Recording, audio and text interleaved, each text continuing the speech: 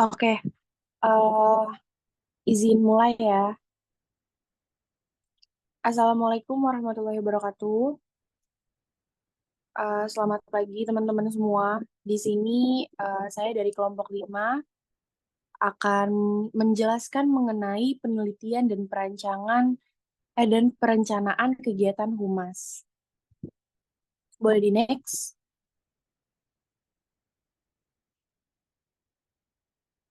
Oke, di sini ada anggota kelompok kita semua. Izin memperkenalkan diri dulu. Saya Syakila Mawar Cantika. Saya Terus Liv Febrianti.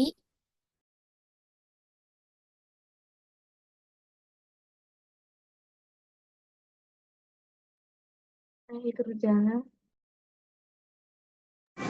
Saya Nita Nulaili.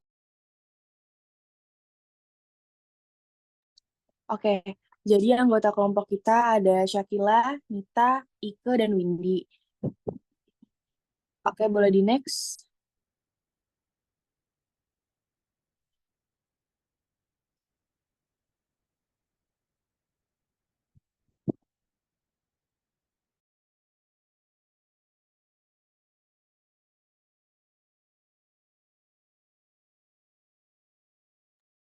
Oke, selanjutnya materi mengenai eh, penelitian akan dibahas dan dijelaskan oleh Windy.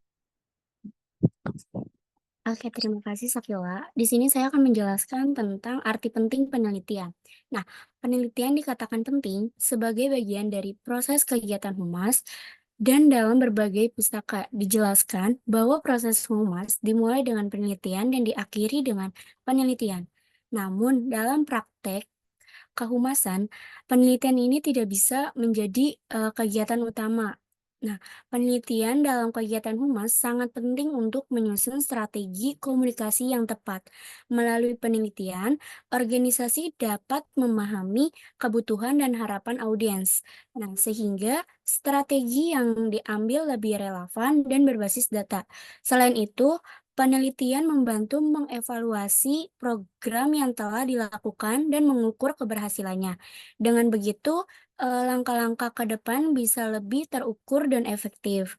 Nah, penelitian juga mencegah keputusan yang diambil hanya berdasarkan asumsi, sehingga hasil lebih sesuai dengan target yang diinginkan. Next,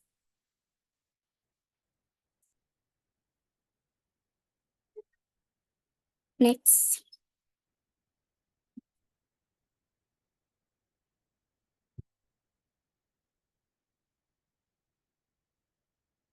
Selanjutnya.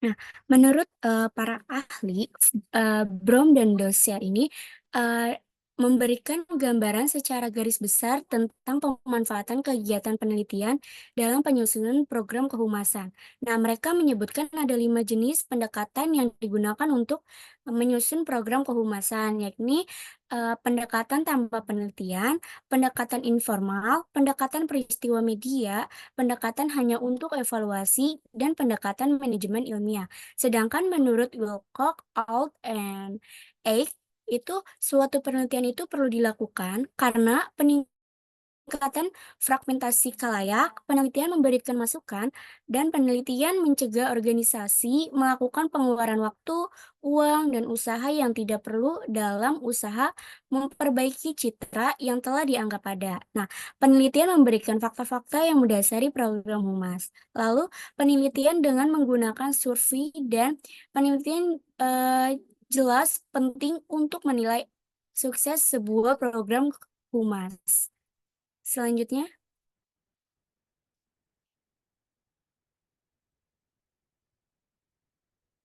oke, selanjutnya akan dijelaskan oleh rekan saya. Oke, selanjutnya di sini terdapat metode penelitian. Untuk teman-teman semua pasti udah nggak asing lagi dengan dua metode basic yang biasa kita gunain untuk ngelakuin berbagai studi kasus atau apapun itu. Salah satunya itu ada metode penelitian kualitatif dan kuantitatif. Menurut para ahli, metode kualitatif adalah metode penelitian yang berlandaskan pada filsafat yang digunakan untuk meneliti pada kondisi ilmiah, di mana peneliti sebagai instrumen, teknik pengumpulan data dan analisis yang bersifat kualitatif lebih menekan pada makna. Sedangkan metode penelitian kuantitatif menurut para ahli adalah jenis penelitian yang menghasilkan penemuan-penemuan yang dapat dicapai atau diperoleh dengan menggunakan prosedur-prosedur statistik atau cara lain dari kuantifikasi atau pengukuran. Boleh di next. Nah, di sini terdapat basic salah satu metode-metode yang biasa kita lakuin untuk melakukan penelitian yang terdapat dalam metode kualitatif, yaitu ada wawancara atau interview, FGD atau focus group discussion, dan studi kasus. Sebenarnya masih banyak lagi, cuman ini beberapa metode yang nggak asing dan sering kita gunain. Salah satunya yaitu wawancara. Menurut para ahli, metode penelitian wawancara atau interview adalah teknik pengumpulan data yang dilakukan dengan percakapan antara dua pihak atau lebih untuk mendapatkan informasi secara lisan. Sedangkan FGD menurut para ahli adalah suatu metode untuk memperoleh produk, data, atau informasi melalui interaksi sosial kelompok individu yang dalam interaksi tersebut sesama individu saling mempengaruhi satu sama lain. Studi kasus merupakan sebuah pendekatan kualitatif yang mengeksplorasi suatu sistem yang terikat atau suatu kasus yang beragam dari waktu ke waktu melalui pengumpulan data secara mendalam dan melibatkan berbagai sumber informasi yang kaya dalam suatu konteks dan laporan deskripsi kasus dan tema kasus. Jadi dalam metode kualitatif ini ada banyak banget contoh-contoh metode yang biasa kita gunain. Nah, salah satu metode yang sering kita gunain ini pasti 3 ini. Tapi masih ada lagi nih dalam kualitatif. Kualitatif ini salah satu metode penelitian yang menghasilkan banyak banget metode-metode lain. Contohnya seperti metode sejarah, metode etnografi, metode fenomenologi, atau dramaturgi. Oke, boleh di next. Lalu ada metode kuantitatif. Dalam metode kuantitatif juga di sini terdapat beberapa metode yang sering kita gunain, yaitu salah satunya ada survei, eksperimen, atau eksplanasi atau yang sering kita kenal sebagai korelasional. Metode survei menurut Neumann Weylandt dalam Sugiono 2018, metode penelitian survei adalah penelitian kuantitatif. Dalam penelitian survei, penelitian menanyakan ke beberapa orang yang disebut sebagai responden tentang keyakinan, pendapat, karakteristik suatu objek, dan perilaku yang telah lalu atau sekarang dengan menggunakan kuesioner.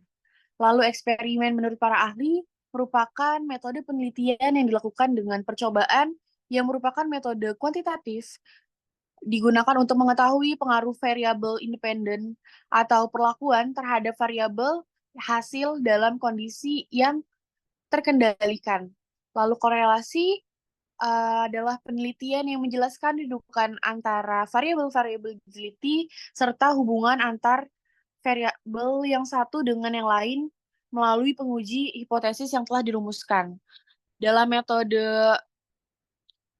kuantitatif ini, biasanya juga kita sering mengenal salah satu metode deskriptif kuantitatif, itu metode yang biasanya berisikan deskripsi-deskripsi, lalu ada metode analisis isi atau metode kausal komparatif. Jadi itu beberapa metode dari metode yang dihasilkan dari metode kuantitatif. Boleh di next?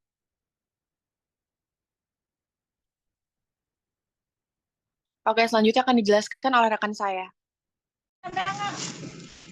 Selanjutnya ada desain kuesioner. Ini desain kuesioner adalah langkah penting dalam penelitian yang bertujuan untuk mengumpulkan data dari responden. Lalu berikut adalah elemen-elemen kunci dalam desain kuesioner. Pertama ada tujuan penelitian. Kita perlu menentukan dengan jelas apa sih yang ingin kita capai melalui kuesioner ini. Lalu pastikan juga pertanyaannya tuh relevan dengan tujuan tersebut.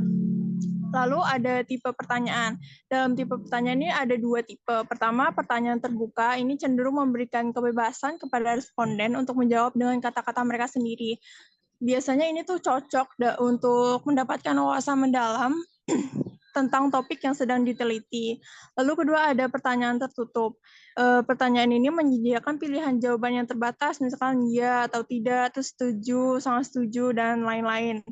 Ini jenis pertanyaan ini memudahkan peneliti untuk menganalisis data. Selanjutnya ada struktur kuesioner. Struktur kuesioner ini dimulai dengan pertanyaan demografis seperti usia, jenis kelamin, dan pendidikan untuk memahami latar belakang dari responden. Lalu kita juga perlu menyusun pertanyaan dari yang umum ke yang lebih spesifik untuk menjaga alur pemikiran responden. Next, boleh.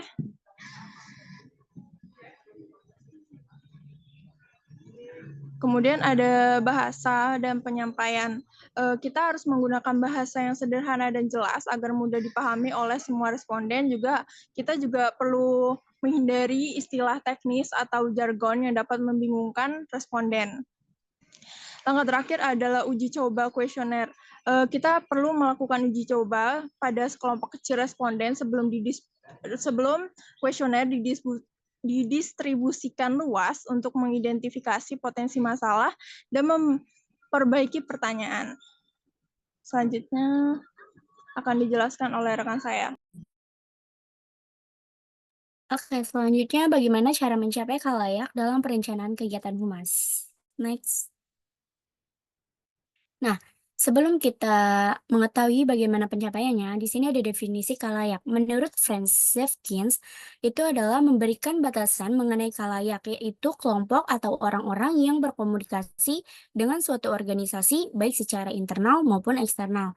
Nah, dalam kegiatan public relation ini, sasarannya tidak ditunjukkan kepada khalayak dalam pengertian luas atau masyarakat umum. Khalayak program public relation bersifat terbatas. Nah, program-program PR ini diarahkan pada khalayak tertentu saja. Namun demikian, bisa pula satu program untuk beberapa khalayak, tetapi pelaksanaan program yang sama tersebut dilakukan secara berbeda-beda. Karena pada prinsipnya satu khalayak memiliki karakter tertentu dan harus diperlakukan secara berbeda dengan khalayak lainnya. Nah, jenis-jenis khalayak ini yaitu ada masyarakat luas, yaitu masyarakat luas, dan ada calon pegawai anggota dan pemasok jasa dan barang, dan para pegawai atau anggota, investor, distributor, media massa, dan serikat pekerja. Next.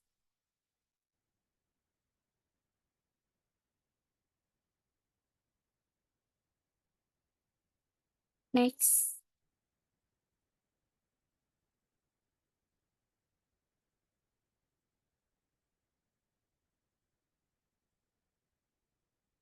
Nah,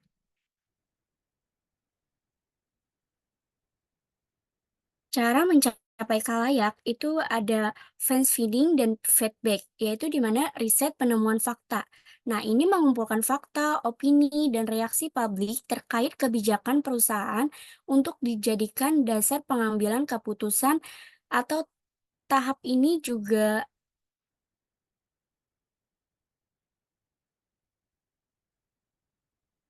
back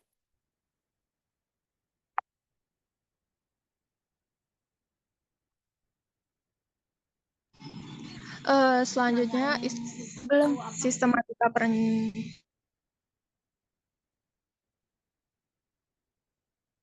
karena di back dulu bentar.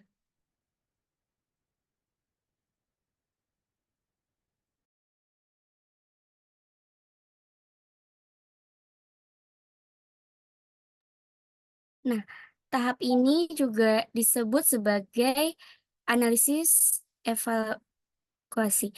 Nah, terus ada planning dan programmating, di mana perencanaan dan penyusunan program. Nah, setelah menemukan fakta, Humas ini merancang program yang sesuai dengan kepentingan publik dan tujuan organisasi. Lalu ada action dan communication. Communicating. Di sini ada tindakan dan komunikasi. Nah, melaksanakan rencana yang sudah dibuat dan menyampaikan pesan kepada publik berdasarkan fakta yang ada dengan tujuan mempengaruhi opini publik secara efektif. Nah, lalu tahap terakhir ini ada evaluasi, yaitu di mana menilai hasil dari program yang telah dilaksanakan termasuk efektivitas komunikasi dan manajemen yang digunakan. Nah, contohnya sebuah perusahaan makanan melakukan survei atau face finding untuk mengetahui pendapat publik tentang produk baru mereka. Nah, setelah itu memahami kebutuhan konsumen. Mereka merancang kampanye promosi yang dimana dinamakan planning. Mereka juga meluncurkan kampanye melalui media sosial dan iklan TV atau action. Setelah kampanye selesai, mereka mengevaluasi hasilnya untuk melihat apakah penjualan meningkat dan bagaimana tanggapan konsumen, itu yang dinamakan dengan evaluation. Selanjutnya akan dijelaskan oleh rekan saya.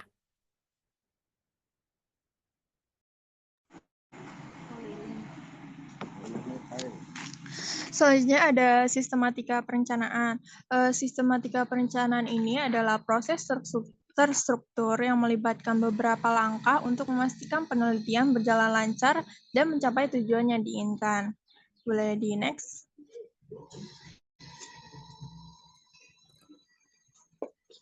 Berikut ini adalah langkah-langkah dalam sistematika perencanaan. Yang pertama adalah kita perlu mengidentifikasi masalah penelitian dengan menentukan masalah atau pertanyaan penelitian yang ingin dijawab, dan lalu lakukan tinjauan pustaka untuk memahami konteks dan relevansi dari suatu masalah. Kedua adalah pengembangan tujuan penelitian. Jadi kita harus merumuskan tujuan spesifik yang ingin dicapai melalui penelitian. Lalu pastikan juga tujuan tersebut dapat diukur dan realistis. Lalu yang ketiga ada pemilihan metode penelitian. Kita perlu memilih metode penelitian yang sesuai berdasarkan tujuan dan jenis data yang dibutuhkan dalam suatu penelitian. Keempat, ada pengumpulan data. Kita perlu merencanakan cara pengumpulan data termasuk instrumen seperti kuesioner atau wawancara, dan juga tentukan populasi dan sampel yang akan diteliti. Kelima, ada analisis data. Rencanakan teknik analisis data yang akan digunakan seperti statistik deskriptif, analisis regresi, dan lain-lain. Juga pastikan bahwa metode analisis sesuai dengan jenis data yang dikumpulkan. Setelah menganalisis data, kita akan mendapatkan hasil. Lalu kita perlu menginterpretasi hasil. Siapkan cara untuk menginterpretasikan hasil analisis dan menarik kesimpulan dari data. Pertimbangkan juga implikasi hasil penelitian terhadap teori atau praktik. Terakhir ada pertimbangan etika. Pastikan bahwa semua aspek penelitian mematuhi standar etika termasuk persetujuan responden dan perlindungan data pribadi. Selanjutnya akan dijelaskan oleh rekan.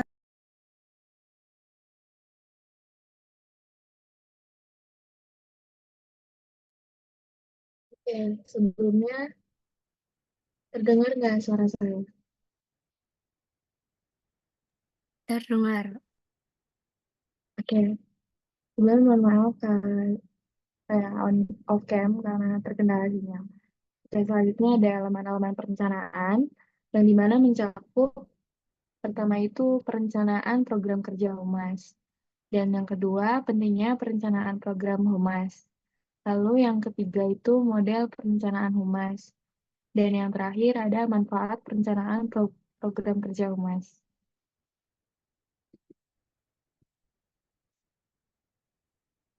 Nah, di sini ada perencanaan program kerja Humas.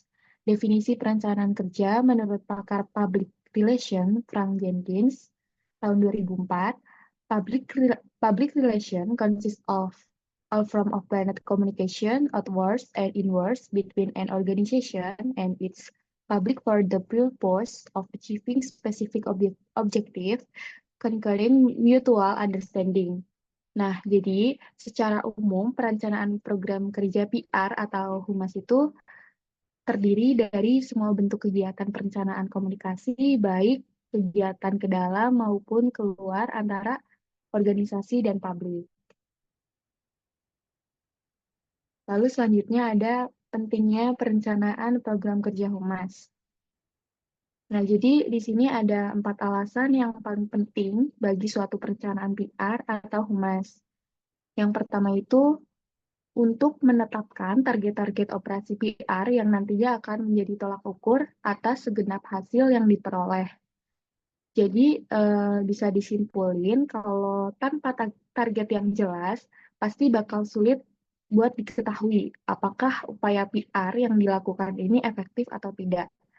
Dan target-target ini juga ngebantu dalam evaluasi dan pengambilan keputusan di masa mendatang. Lalu yang kedua, untuk memperhitungkan jumlah jam kerja dan berbagai biaya yang diperlukan. Nah, dengan memperhitungkan jumlah dan jam kerja, lalu berbagai biaya juga yang diperluin, kita bisa kayak ngedapetin gambaran yang lebih jelas tentang biaya keseluruhan dan efisiensi gitu. Lalu yang ketiga, untuk menyusun skala prioritas, lalu menentukan jumlah program dan waktu yang diperlukan untuk melaksanakan segenap program PR yang telah diprioritaskan. Dengan cara ini tuh kita bisa memastikan bahwa sumber daya kayak seperti waktu dan tenaga itu tuh bisa digunain secara efektif dan efisien gitu buat mencapai tujuan yang paling penting. Dan yang terakhir itu untuk menentukan kemungkinan pencapaian tujuan tertentu sesuai dengan ketersediaan. Nah, dengan mempertimbangkan ketersediaan ini, kita dapat menilai gitu apakah tujuan yang ditetapkan itu dapat dicapai atau perlu disesuaikan agar sesuai dengan kondisi yang ada. Nah, selanjutnya ada model perencanaan humas. Yang pertama itu ada pengenalan situasi. Nah, pada situasi ini, tujuan yang ingin dicapai itu dengan cara mengubah sikap negatif gitu, terus menjadi sikap yang positif. Contohnya di situasi negatif itu bisa dilihat dari permusuhan, prasangka, apatis, dan kayak sikap acuh tak acuh gitu. Terus yang kedua itu penetapan tujuan. Nah, sebagai PR ini harus menentukan bagian mana yang paling sesuai atau yang paling dibutuhin. Terus yang ketiga ada definisi khalayak. Lalu keempat, pemilihan media dan teknik-teknik humas. Nah, biasanya humas itu tuh cenderung kayak pakai media-media yang cakupannya tuh lebih luas gitu loh. Contohnya kayak produser TV, radio, gitu-gitu. Nah, terus yang kelima itu ada pengaturan anggaran. Nah, biasanya tuh media humas kayak harus memperhitungkan media mana yang harus digunain gitu loh untuk ngejangkau khalayak yang dipilih. Tentunya kayak sesuai dengan keterbatasan anggaran yang ada gitu. Terus yang terakhir itu pengukur hasil kegiatan humas. Nah, teknik-teknik yang digunain itu eh, apa ya kayak situasi yang sering kali gitu juga dimanfaatkan buat ngevaluasi berbagai hasil yang telah dicapai dari segenap kegiatan-kegiatan humas yang telah dilaksanain gitu.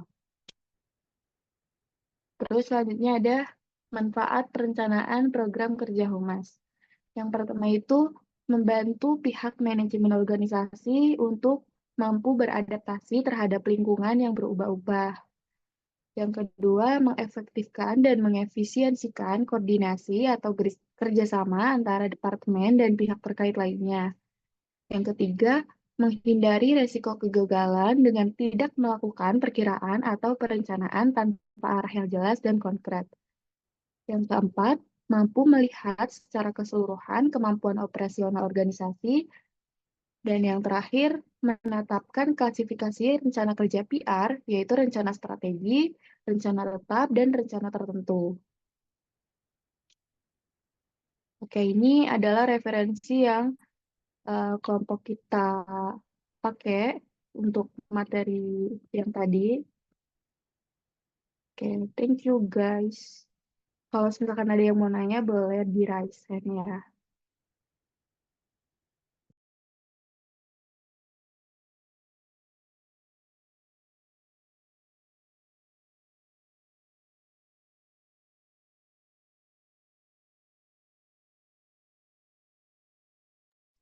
Oke, sekian dari kelompok kami. Kurang lebihnya mohon maaf. Bila masih ada teman-teman yang ingin bertanya atau materinya kurang jelas, boleh banget dipencet fitur raise hand-nya. Dimulai dari hitungan 3, 2, 1. 3 aja ya yang buat nanya.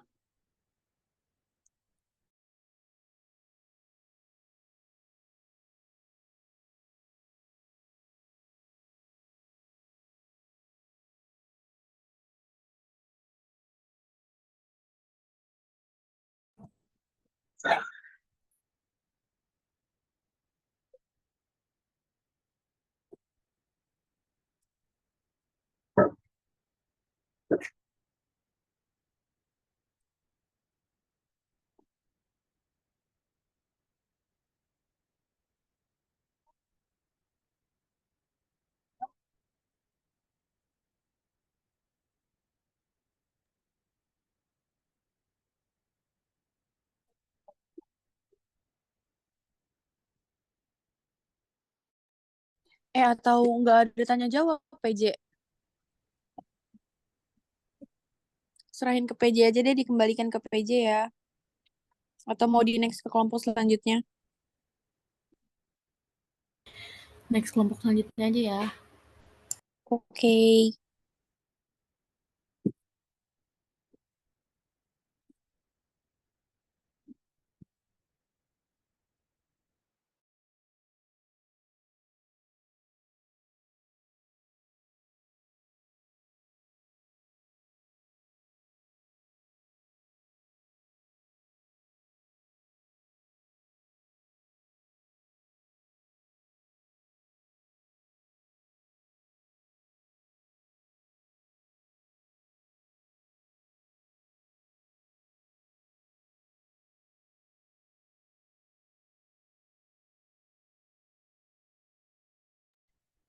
Assalamualaikum warahmatullahi wabarakatuh. Selamat pagi dan salam sejahtera untuk kita semua. Yang kami hormati, Ibu Nada Arina Romli, SIKOM MIKOM, dan Ibu Mayang Rianti, SIKOM MIKOM MIPR, sebagai dosen pengampu mata kuliah Humas dan Protokoler.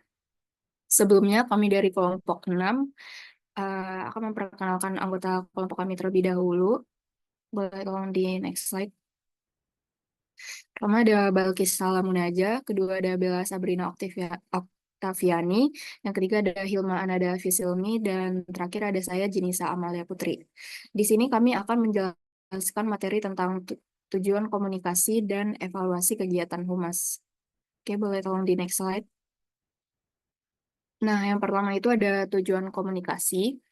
Tujuan utama dari proses komunikasi adalah untuk mempengaruhi, menimbulkan empati, menyampaikan informasi, menarik perhatian, dan sebagainya. Nah, setiap komunikasi itu tentunya mempunyai tujuan ya bagi para pelaku komunikasi sesuai dengan karakteristik masing-masing pelaku komunikasi. Yang pertama, kita lihat tujuan komunikasi itu dari sudut kepentingan sumber atau komunikator. Nah, yang pertama itu memberikan informasi, mendidik, menyenangkan, atau menghibur, terus juga menganjurkan suatu tindakan atau persuasi. Yang kedua, tujuan komunikasi dilihat dari sudut kepentingan penerima atau komunikan. Tujuannya itu bisa buat memahami informasi, mempelajari, menikmati, terus juga menerima atau menolak anjuran dari proses komunikasi yang sudah kita lakukan. Yang ketiga, tujuan komunikasi dilihat dari sudut kepentingan sosial. Nah, tujuannya itu bisa pertama untuk berbagi pengetahuan umum tentang lingkungan di sekitarnya. Yang kedua juga bisa sebagai sosialisasi peran, nilai, dan kebiasaan terhadap anggota-anggota baru. Yang ketiga juga sebagai memberikan hiburan kepada warga, masyarakat, terus juga menciptakan kesenian baru dan lain-lain gitu. Yang keempat, pencapaian konsensus dan mengontrol tingkah laku dari proses komunikasi yang telah kita lakukan. Yang keempat, tujuan komunikasi dipandang dari kepentingan individunya. Tujuan komunikasinya itu bisa menguji atau mempelajari memperoleh gambaran tentang realitas, kesempatan, dan bahaya, terus juga memperoleh pengetahuan dari keterampilan gitu. Boleh tolong di next slide. Oke, materi selanjutnya akan dijelaskan oleh rekan saya. Oke, selanjutnya ada krisis dan resiko dalam berkomunikasi. Komunikasi krisis dan komunikasi resiko dan komunikasi krisis adalah dua konsep yang sering digunakan dalam pengelolaan resiko, terutama dalam konteks organisasi atau perusahaan. Meskipun keduanya sering dianggap serupa, mereka memiliki perbedaan mendasar dalam tujuan, konteks, dan cara penanganannya. Boleh di next. Nah, apa perbedaan komunikasi resiko dan komunikasi krisis? Nah, dari hasil analisis yang saya temukan, terdapat 5 perbedaan mendasar dari komunikasi resiko dan komunikasi krisis. Yang pertama itu ada definisi, yang kedua konteks dan tujuan, yang ketiga waktu untuk mencari solusi, yang keempat peran dalam manajemen resiko, dan yang kelima persiapan dan perencanaan. Nah, yang pertama itu ada definisi. Untuk komunikasi resiko, yaitu bentuk komunikasi yang dilakukan sebelum terjadi suatu peristiwa. Jadi, komunikasi resiko ini sifatnya mencegah atau membangun kesadaran publik akan adanya bahaya atau resiko, dan juga melakukan ajakan kepada publik agar melakukan tindakan pencegahan terhadap peristiwa yang diprediksi akan terjadi. Sedangkan komunikasi krisis yaitu bentuk komunikasi yang dilakukan saat terjadi suatu peristiwa. Jadi, komunikasi krisis ini sifatnya aktual atau terjadi secara langsung. Misalnya seperti peristiwa kecelakaan pesawat, bencana alam, dan peristiwa darurat lainnya yang dimana kejadian tersebut merupakan kondisi krisis atau darurat yang perlu ditangani secara cepat. Lalu yang kedua ini ada konteks dan tujuan. Untuk komunikasi resiko, bersifat lebih proaktif dan dilakukan secara berkala untuk menginformasikan resiko potensial yang bisa terjadi di masa depan. Tujuannya adalah mengelola persepsi resiko dan memberi pengetahuan tentang bagaimana menghindari atau mengurangi dampak resiko di kemudian hari. Jadi, tujuan komunikasi resiko ini umumnya terkait dengan penyampaian informasi mengenai perkembangan resiko yang dilakukan secara rutin, berkala, dan jangka panjang. Sedangkan untuk komunikasi krisis dilakukan dalam situasi darurat atau ketika krisis sudah terjadi. Komunikasi ini bersifat reaktif dengan tujuan untuk merespon dan menangani krisis secara cepat. Komunikasi krisis juga berfokus pada mitigasi dampak dan menjaga reputasi organisasi, serta memberikan informasi yang transparan dan cepat kepada publik untuk mengurangi kepanikan atau salah persepsi. Lalu yang ketiga, waktu untuk mencari solusi. Untuk komunikasi resiko, memberikan waktu lebih panjang untuk mengevaluasi resiko dan mengambil tindakan. Ini memungkinkan pendekatan yang lebih kolaboratif dan konstruktif, serta melibatkan berbagai pemangku kepentingan untuk membangun konsensus dalam merespon resiko. Sedangkan untuk komunikasi krisis membutuhkan respon yang cepat, karena situasi krisis, waktu menjadi sangat terbatas, dan keputusan harus diambil tanpa banyak konsultasi karena krisis bisa menyebar atau memburuk dengan cepat. Penundaan dalam komunikasi krisis dapat menyebabkan dampak buruk yang lebih besar bagi organisasi. Lalu yang keempat, ada peran dalam manajemen resiko. Untuk komunikasi resiko, mencakup pelaporan kepada pemangku kepentingan secara periodik. Jadi seperti yang sudah dijelaskan di awal, komunikasi resiko ini merupakan perkembangan resiko yang dilakukan secara rutin, berkala dan jangka panjang. Misalnya dalam proses identifikasi, analisis, evaluasi, dan penanganan resiko yang dihadapi oleh organisasi. Sedangkan untuk komunikasi krisis, pengambilan keputusan yang cepat. Karena komunikasi krisis ini sifatnya darurat, komunikasi krisis lebih menitik beratkan pada pengambilan keputusan cepat dan penanganan dampak langsung dari krisis, termasuk komunikasi dengan media dan publik. Dan yang terakhir itu ada persiapan dan perencanaan. Untuk komunikasi resiko, organisasi harus memiliki prosedur standar untuk mengkomunikasikan resiko kepada pemangku kepentingan baik internal maupun eksternal. Sedangkan untuk komunikasi krisis, organisasi harus siap dengan rencana krisis yang melibatkan strategi komunikasi cepat dan efektif. Hal ini termasuk penunjukan juru bicara, penyusunan pesan, pembuatan press release, serta kesiapan menghadapi pertanyaan dari media dan publik.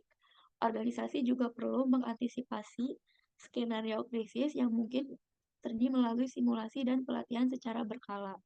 Boleh di next. Jadi kesimpulan dari perbedaan komunikasi resiko dan komunikasi krisis adalah dua pendekatan berbeda dalam mengelola resiko organisasi. Komunikasi resiko bersifat preventif dan rutin, sedangkan komunikasi krisis adalah tindakan responsif yang dilakukan saat krisis sudah terjadi. Kedua konsep ini membutuhkan perencanaan yang matang dan harus dikelola secara berbeda agar organisasi dapat menghadapi resiko dan krisis dengan baik. Boleh di next. Selanjutnya, selanjutnya saya akan memaparkan tentang arti penting pesan. Ketika kita berbicara tentang public relation atau hubungan masyarakat, itu adalah hal yang bagaimana pesan dapat membuat orang itu tergerak untuk melakukan sesuatu. Membuat pesan itu merupakan tugas utama dalam PR karena menyampaikan ide dengan cara yang dapat mempengaruhi publik itu sangatlah penting. Boleh next slide. Foto bentuknya pesan itu ada 3. Yang pertama ada isi adalah pesannya. Teori pertama ini itu mengatakan bahwa yang penting dari sebuah pesan itu adalah apa yang dikatakan atau isi pesan sendiri. Jadi saat kita membuat pesan, hal yang paling penting adalah informasi yang kita sampaikan. Kedua, media adalah pesannya.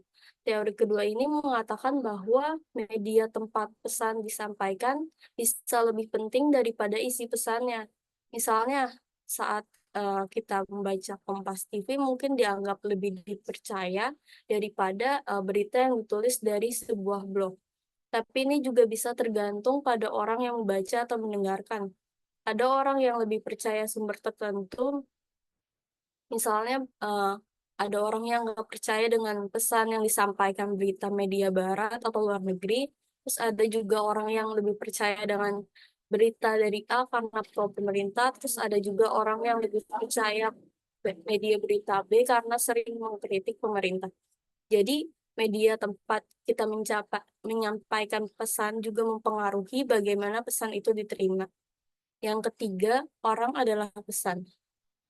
Teori ketiga ini mengatakan bahwa kadang-kadang yang paling penting bukan apa yang dikatakan atau lewat media apa, tapi siapa yang mengatakannya. Misalnya, Adolf Hitler itu terkenal sebagai tokoh yang sangat mempengaruhi orang, khususnya rakyat Jerman pada saat itu.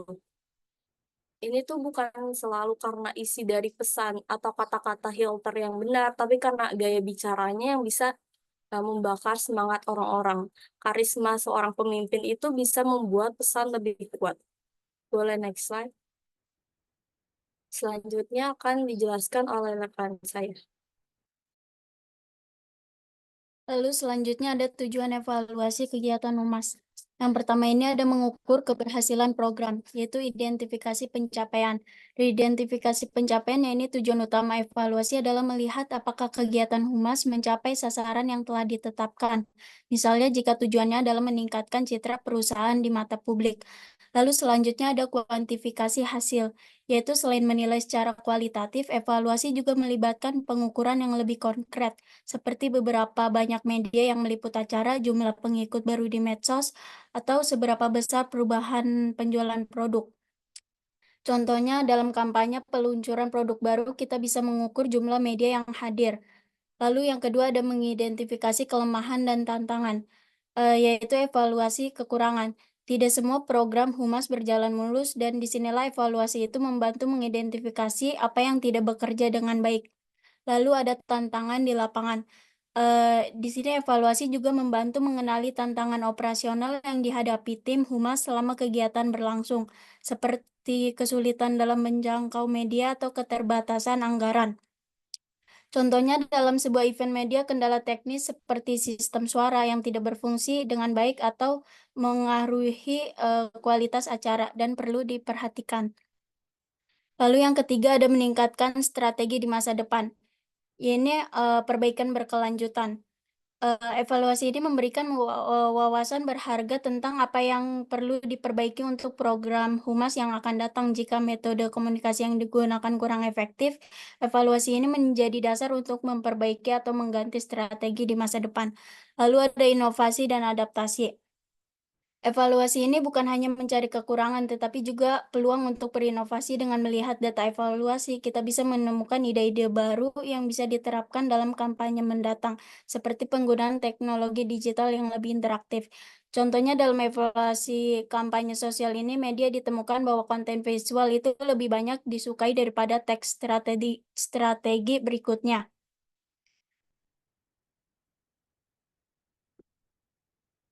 Lalu yang keempat ini ada memastikan akuntabilitas dan transparansi. Laporan kepada manajemen, yaitu hasil evaluasi juga berguna untuk memberikan laporan kepada pimpinan perusahaan atau organisasi. Ini menunjukkan bagaimana sumber daya seperti waktu, tenaga, dan biaya telah digunakan secara efektif. Akuntabilitas ini penting untuk mendapatkan dukungan berkelanjutan. Lalu yang kedua ada transparansi kepada stakeholders. Bagi organisasi menjaga hubungan dengan pemangku kepentingan atau stakeholders ini sangat penting. Dengan memberikan laporan evaluasi yang transparan, perusahaan menunjukkan bahwa mereka peduli terhadap hasil dan dampak dari kegiatan yang dilakukan. Contohnya setelah acara besar, perusahaan memberikan laporan kepada sponsor yang menunjukkan bahwa investasi mereka berdampak positif. Lalu yang kelima ada meningkatkan kepuasan audiens dan stakeholders. Yang pertama ada umpan balik, yaitu audiens atau target kegiatan humas memberikan pandangan yang berharga tentang bagaimana mereka menerima pesan dan pengalaman. Lalu yang terakhir ada membangun hubungan. Membangun hubungan evaluasi ini juga membantu mengukur seberapa efektif komunikasi yang dilakukan dalam memperkuat hubungan dengan stakeholder seperti media, komunitas, atau pemerintah. Contohnya setelah konferensi pers itu kita bisa melakukan survei kepada wartawan yang hadir untuk mengetahui apakah mereka mendapat informasi yang diinginkan dan apakah komunikasi dengan humas berjalan lancar.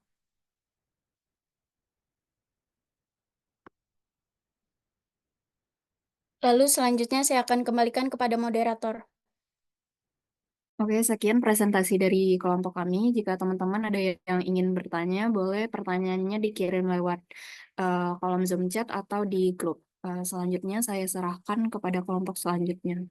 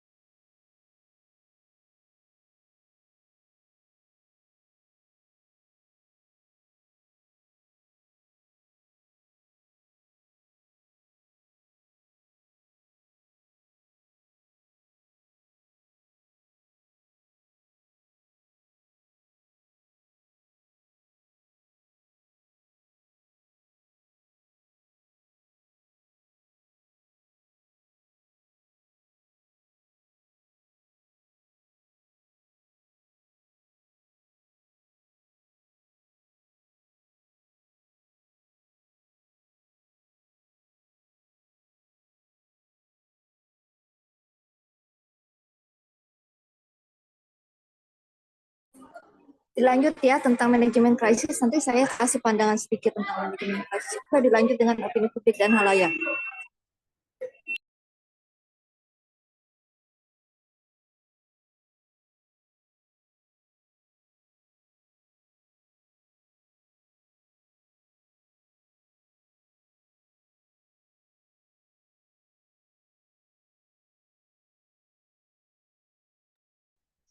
Baik, sebelumnya apakah suara saya terdengar?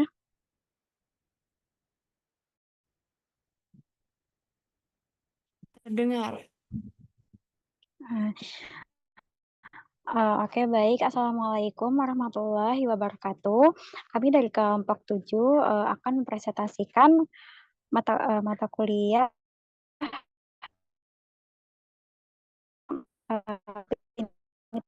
hal yang Ikom dan Bu Nada Arina Romli SIKOM MIKOM selaku dosen pengampu.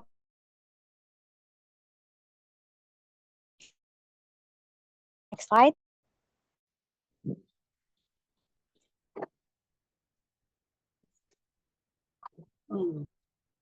Boleh di next slide.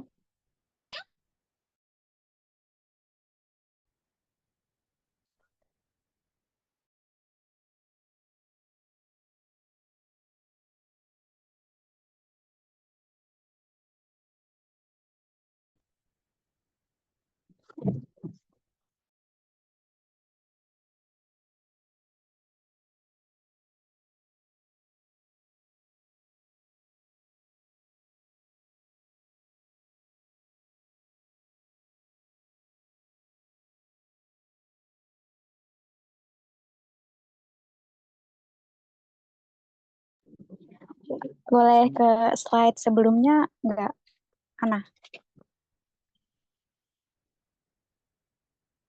Emang jauh. Nah, oke, sebelumnya izinkan saya memperkenalkan anggota kelompok 7, yaitu ada Berlianda Celia, saya sendiri Rizkia Amira Alifia, lalu ada Sofa Ayu Suwarni, dan ada Siva Maharani. Boleh di next slide.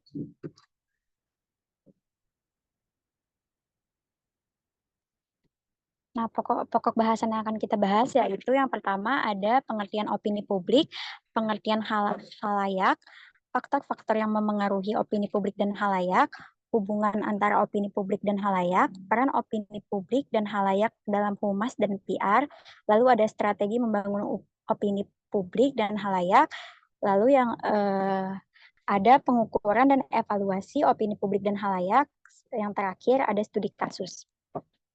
Boleh ke slide selanjutnya.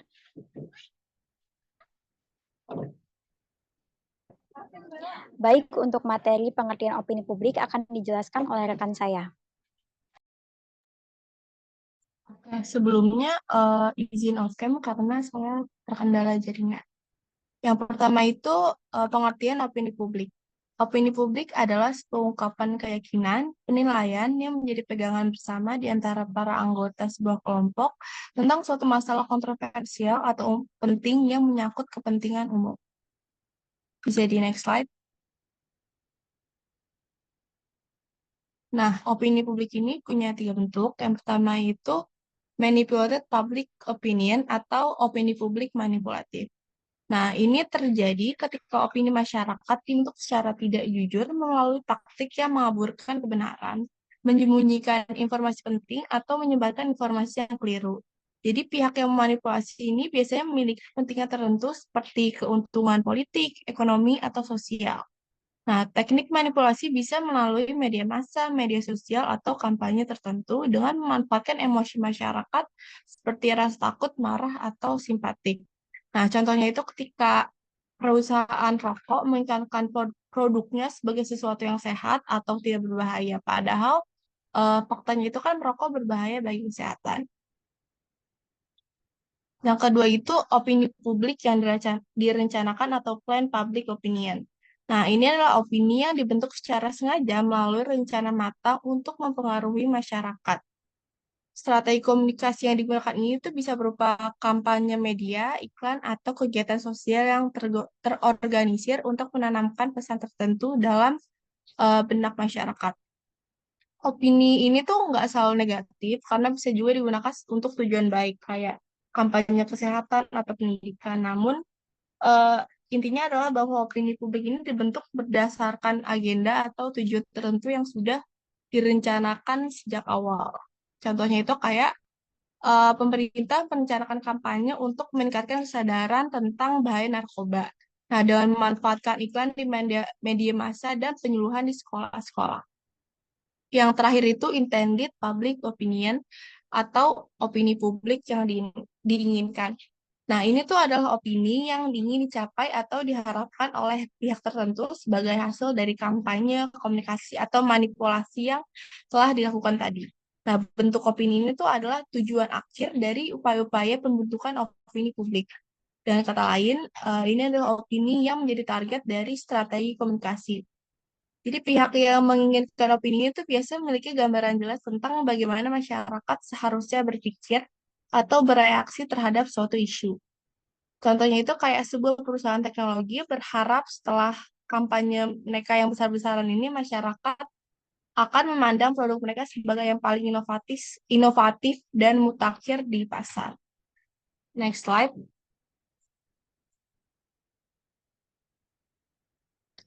Yang selanjutnya itu ada pengertian khalayak. Nah, khalayak ini merupakan sekelompok orang atau audiens yang menjadi target komunikasi atau interaksi organisasi. Nah, khalayak ini bisa terdiri dari berbagai kelompok yang memiliki kepentingan, kebutuhan, dan pandangan yang berbeda terhadap organisasi atau institusi. Next slide. Nah, khalayak ini ada dua jenis. Yang pertama itu khalayak internal. Nah, khalayak internal ini adalah orang-orang yang berada di dalam organisasi seperti karyawan, manajemen, dan pemegang saham. Komunikasi dengan khalayak internal ini bertujuan untuk menjaga hubungan yang baik, memberikan motivasi, serta memastikan informasi tersampaikan dengan jelas dan transparan. Yang kedua ini khalayak eksternal. Khalayak eksternal ini kelompok orang yang mencakup orang-orang di luar organisasi, kayak pelanggan, masyarakat umum, partner bisnis, pemerintah, dan juga media. Komunikasi dengan khalayak eksternal ini penting untuk membangun citra positif dan menjaga reputasi organisasi. Next slide. Selanjutnya akan disampaikan oleh rekan saya.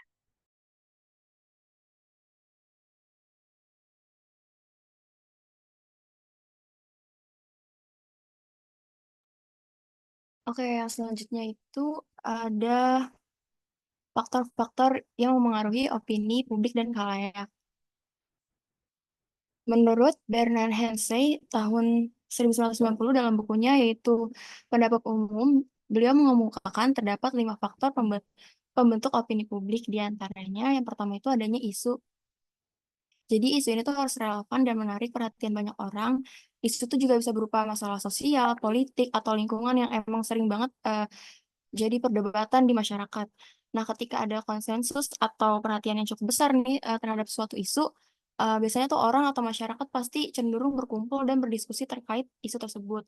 Meskipun nanti bakal ada perbedaan pendapat atau bahkan konflik di dalamnya. Misalnya contohnya kayak isu kesetaraan gender. Kan banyak orang yang mulai membicarakan soal kesetaraan antara hak antara pria dan wanita. Nah, jadi ketika isu ini menjadi perhatian, diskusi dan kampanyenya tuh mulai muncul di berbagai platform. Terus yang kedua itu adanya suatu pernyataan atau opini. Jadi opini publik itu tercipta melalui berbagai pernyataan yang diungkapkan oleh masyarakat. Bisa berupa komentar di media sosial, artikel, wawancara, atau diskusi publik. Terus ada dua jenis opini yang juga perlu dipahami, yaitu ada opini internal yang merupakan sikap yang tidak diungkapkan secara terbuka dan opini tersembunyi yang mungkin ada tetapi tidak mempengaruhi perilaku sehari-hari. Kayak misal ada seorang yang mungkin setuju dengan suatu isu tapi nggak pernah dibicarain isu tersebut di publik. misal juga di media sosial tuh kan banyak orang yang membagi pengalaman pengalaman mereka kayak soal apa ya biasanya kekerasan dalam rumah tangga. Nah, itu dari situ orang-orang tuh bisa saling berbagi dan mendukung satu sama lain. Terus ada juga opini yang mungkin nggak bisa diungkapin secara terbuka, tapi karena adanya rasa malu atau stigma yang dirasakan oleh korban. Terus yang ketiga itu adanya pilihan yang sulit. Setiap isu itu kan seringkali melibatkan pilihan yang nggak mudah ya. Kayak misalnya eh, contohnya tuh kayak dalam pemilihan umum. Kan setiap pemilih itu kan dihadapkan pada berbagai calon dengan visi yang berbeda-beda. Nah, itu bisa membingungkan setiap orang atau bisa memicu perdebatan di masyarakat. Boleh di next. Nah, selanjutnya juga ada adanya kelompok yang dikenal dan berkepentingan terhadap suatu isu. Nah, ada kelompok tertentu yang memiliki kepentingan langsung terhadap isu yang beredar di masyarakat. Misalnya kayak kelompoknya itu bisa organisasi, komunitas, Komunitas. atau bahkan individu yang berusaha mempengaruhi pendapat umum. Misalnya ada kelompok pegiat lingkungan hidup, itu bakal aktif buat mengedukasi masyarakat dan menekankan kebijakan yang mendukung pelestarian lingkungan. Terus yang terakhir itu adanya sejumlah orang yang terlibat. Nah, besarnya partisipasi masyarakat dalam suatu isu itu sangat menentukan kekuatan opini publik. Jika banyak orang yang menunjukkan minat dan terlibat aktif, itu eh, opini tersebut tuh akan lebih kuat dan berpengaruh. Sebaliknya, jika hanya sedikit orang yang peduli, isu tersebut mungkin bakal tenggelam atau diabaikan. Oke, boleh di next.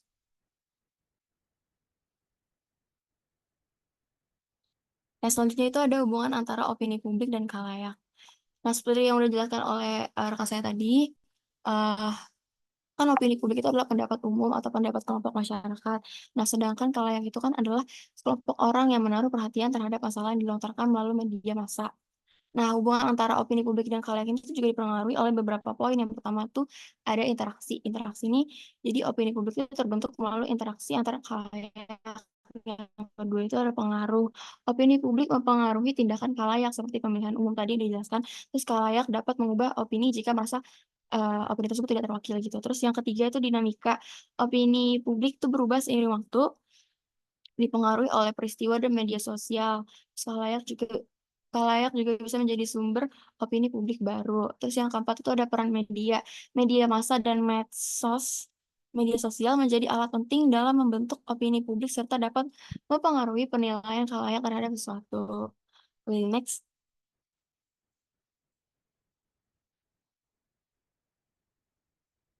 Oke. Nah, pada intinya hubungan antara opini publik dengan khalayak itu merupakan hubungan yang erat dalam konteks komunikasi dan pengaruh sosial. Opini publik itu merujuk pada pandangan atau sikap yang dianggap oleh sekelompok orang mengenai isu tertentu, sementara khalayak adalah audiens yang menerima dan merespon informasi tersebut.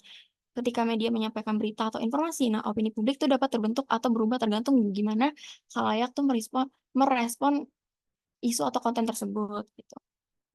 Untuk selanjutnya akan dijelaskan oleh rekan saya.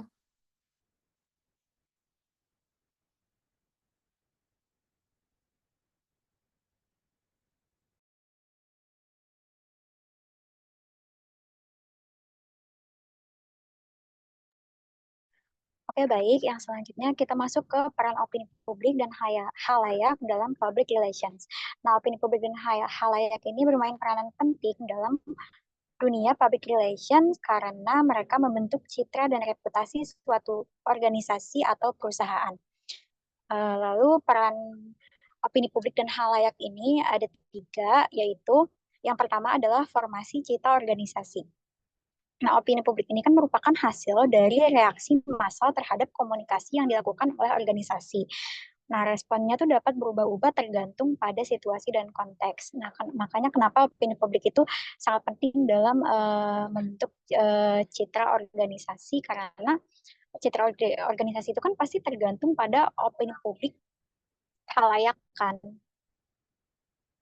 Apakah opini itu baik atau buruk, itu bisa mempengaruhi citra organisasi kita. Nah, lalu yang kedua ada pengaruh kritis. Nah, pengaruh kritis ini adalah opini publik bisa menentukan sukses atau tidaknya suatu kampanye PR karena sangat dipengaruhi ya. Makanya apabila opini publik positif, maka kampanye tersebut bisa dianggap berhasil. Lalu yang ketiga ada orientasi moral. Nah, opini publik ini berperan sebagai pendukung moral dalam masyarakat. Mereka dapat memperkuat aturan dan norma-norma sosial melalui opini yang dikomunikasikan. Nah, lalu khalayak ini juga berpartisipasi aktif dalam proses pembentukan opini publik melalui interaksi sosial yang kompleks.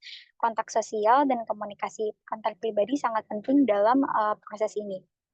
Boleh di next?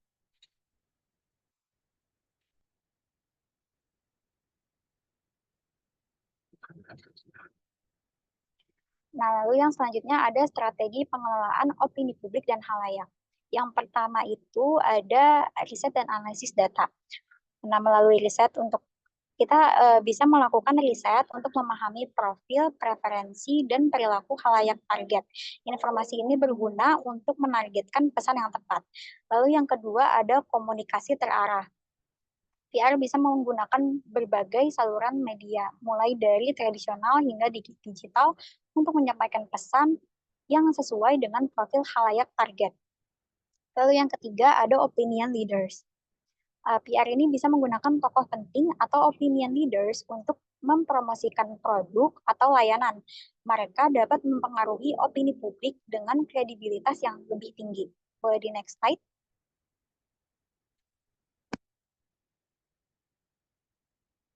Nah, yang keempat ada transparency and accountability. Nah, PR ini memberikan informasi yang jujur dan transparan tentang keadaan perusahaan. Hal ini dapat membantu untuk membangun kepercayaan khalayak dan menghindari kesalahpahaman. Lalu yang kelima ada engagement with stakeholders. PR ini berinteraksi langsung dengan stakeholder seperti pelanggan, investor, dan juga mitra bisnis untuk memahami kebutuhan dan harapan mereka. Interaksi ini dapat meningkatkan loyalitas dan juga dukungan dari khalayak. Nah, yang keenam ini ada krisis manajemen.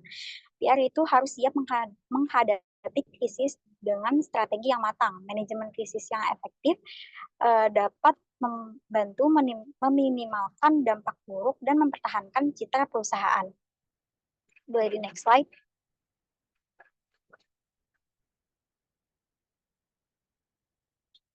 Oke, yang ketujuh ada monitoring dan evaluating.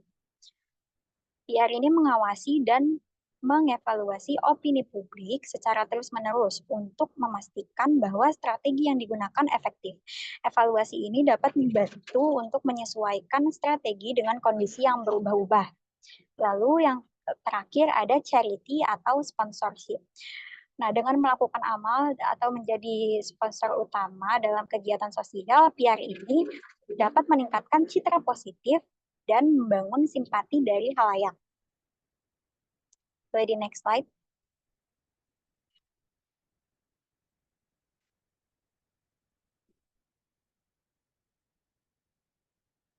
Oke, baik. Untuk materi pengukuran opini publik dan khalayak akan dijelaskan oleh rekan saya. Oke, selanjutnya ada pengukuran opini publik dan khalayak. Pengukuran opini publik dan khalayak adalah proses mengumpulkan data dan informasi tentang pandangan, sikap, dan persepsi masyarakat terhadap suatu isu, produk, atau organisasi. Metode pengukurannya ada 3, yaitu ada wawancara dengan menggali opini mendalam melalui diskusi langsung, terus ada survei menggunakan kuesioner untuk mengumpulkan data dari sampel representatif, lalu ada analisis media, yaitu dengan mengkaji liputan media dan sentimen publik terhadap organisasi atau isu tertentu. Boleh di next? Nah, tujuan dari pengukuran opini publik dan khalayak ini apa sih? Yang pertama itu memahami persepsi publik, yang kedua itu mengetahui kebutuhan dan harapan, yang ketiga itu identifikasi isu strategis, keempat meningkatkan hubungan, pengambilan keputusan yang informatif, kemudian meningkatkan kepercayaan dan loyalitas, yang terakhir mendorong inovasi. Boleh next?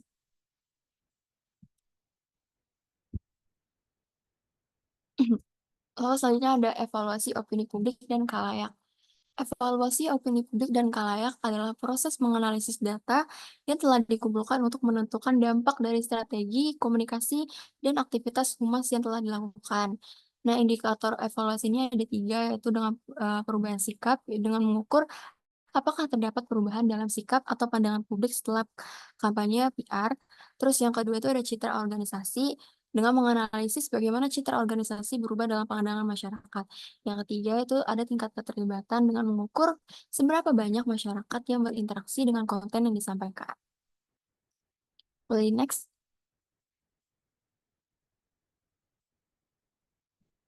Nah, selanjutnya ini ada tujuan dari evaluasi opini publik dan khalayak. Yang pertama, menilai efektivitas strategi, mengidentifikasi perubahan persepsi, mengidentifikasi aspek-aspek yang berhasil dan yang perlu diperbaiki dalam strategi humas, membantu untuk merumuskan langkah selanjutnya. Terus yang keempat, menggunakan hasil evaluasi untuk mengembangkan dan memperbaiki strategi komunikasi di masa mendatang, memahami umpan balik dari publik memungkinkan humas untuk beradaptasi dan meningkatkan hubungan dengan khalayak.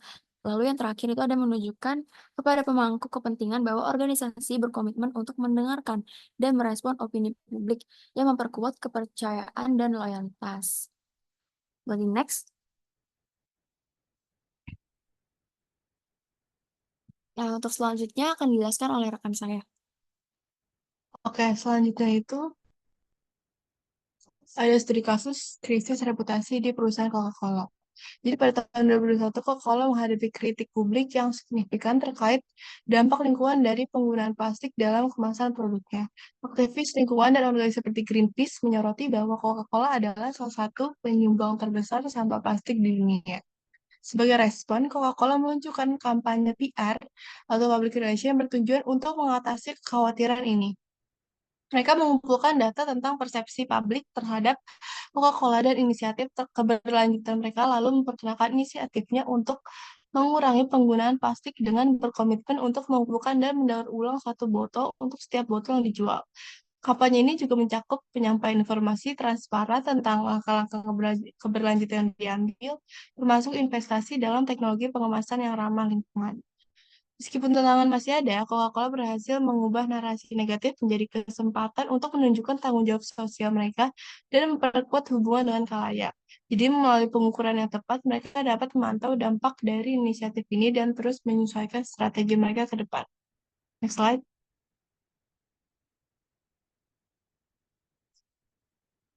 Oke, mungkin segitu aja presentasi dari kelompok kami. Selanjutnya dilanjutkan oleh moderator.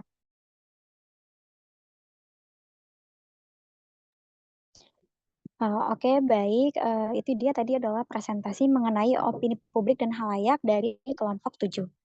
Kurang lebihnya mohon maaf, kritik dan saran akan sangat kami terima. Terima kasih. Assalamualaikum warahmatullahi wabarakatuh. Waalaikumsalam warahmatullahi wabarakatuh. Oke, ada lagi yang presentasi nggak? Kalau misalnya mau dihabisin sekarang masih ada 3 kelompok lagi, Ibu. Oh, masih ada 3 kelompok lagi. Wah, panjang deh. Oke deh, ntar minggu depan ya. Oke, konklusi dari saya tentang manajemen krisis. Nah, jadi seringkali tuh yang namanya PR itu sering dikatain sebagai pemadam kebakaran, alias kalau ada krisis, PR itu harus kerja. Padahal krisis itu kan bisa dibuat ya. Maksudnya adalah sebelum ada krisis kita harus mengidentifikasi nih kira-kira operasional bisnis ini di mana yang kira-kira akan ada krisis atau ada yang namanya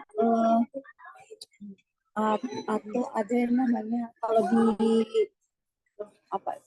lupa saya tuh namanya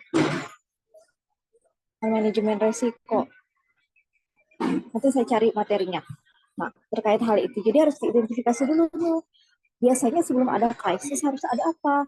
Harus ada identifikasi krisis apa yang akan terjadi bila suatu yang terkait dengan operasional bisnis. Contoh, misalkan ya adalah perusahaan makanan nih. Nah, berarti secara operasional apa sih yang kira-kira akan terjadi krisis? Yang pertama adalah proses bahan baku, dimana kalau misalkan suppliernya itu nggak nggak bisa menyalurkan barang-barang pasokan untuk membuat makanan tersebut. Itu krisis. Tapi harus ditanggulangi. Gimana caranya? Nah, misalkan dengan mempersiapkan supplier utama dan supplier kedua. Jadi ketika supplier utama tidak bisa memasok, maka harus menghubungi supplier kedua untuk bahan pasokan yang sama. Berikut juga dengan merek dan juga identifikasi. Misalkan kalau beberapa merek impor yang kita pakai, misalkan coklat, kita pakai coklat impor. Nah, itu harus ada identifikasi kira-kira coklat lokal yang setara dengan coklat impor itu apa yang bisa substitusi dari produknya seperti itu. Jadi yang namanya krisis itu kalau dalam ikhtiar bukan hanya untuk menyelesaikan krisis ketika saat itu saja. Kalau di pemadam kebakaran dalam masalah, jadi kita harus mengidentifikasi sebelum krisis itu terjadi, apa yang harus kita lakukan. Kita identifikasi tuh proses bisnis atau operasional bisnis kita itu apa aja, dari hulu sampai ke hilir, dari mulai mendapat pasokan sampai ke penjualan. Apa sih kira-kira krisis yang akan terjadi? Nah, kita identifikasi dan harus ada penanggulangan risiko. Oke, terkait dengan humas dan opini publik. Opini publik itu ada yang namanya teorinya, teori spiral of silence. Jadi bagaimana sih pembentukan opini publik di masyarakat itu? Di mana misalkan ya namanya majority itu pasti atau mayoritas itu pasti akan menemukan opini umumnya lebih lantang dibanding yang minoritas. Kadang minoritas itu tidak akan beropini. Nah, bagaimana kita bisa tahu? Karena kan tidak cuma mayoritas, contoh ya, misalkan adalah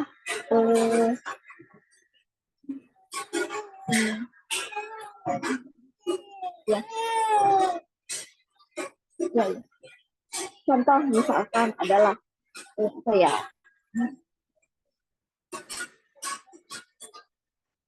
Beberapa waktu lalu itu pernah ada yang namanya restoran, tapi restorannya itu non halal yang menjual daging babi, tapi dia itu menjual rendang babi.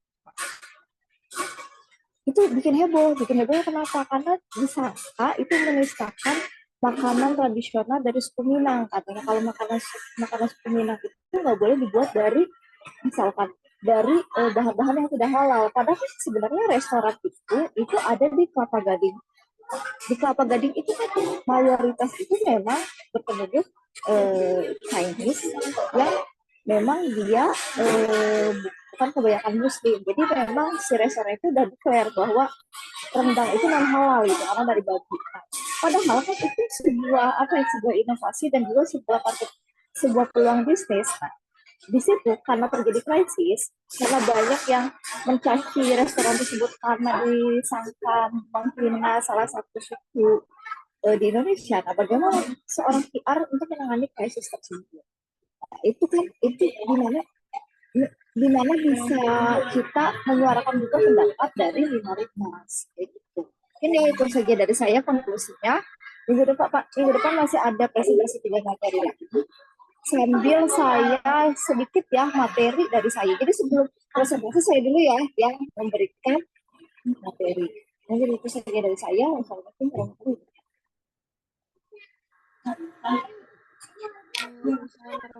wabarakatuh. Waalaikumsalam warahmatullahi wabarakatuh. Terima kasih banyak Ibu. Sama-sama. Oh iya, nanti untuk UTS nanti saya akan declare di minggu depan ya. Yang akan dikerjakan di pertemuan 9, ini pertemuan 9 kita nggak ada pertemuan, tapi diminta untuk mengerjakan proyek untuk UTS, lalu di pertemuan 10 dan 11 itu presentasi. Oke, thank you.